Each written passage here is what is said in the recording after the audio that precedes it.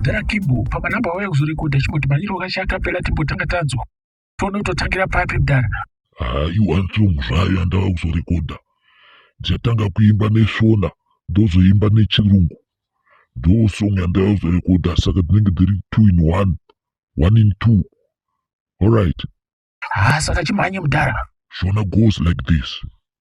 Come soldier, come soldier, come soldier, come soldier, come soldier, come soldier, come soldier, come soldier. Iyo Mudhara uri serious here iwewe. Ora chitimbira nechirungu chacho tinzwa.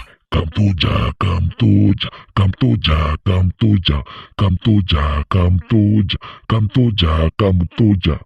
Mudhara usikuziva zvauri kuda Mudhara.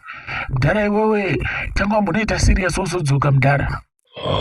Fana imi munongosaina sisina basa.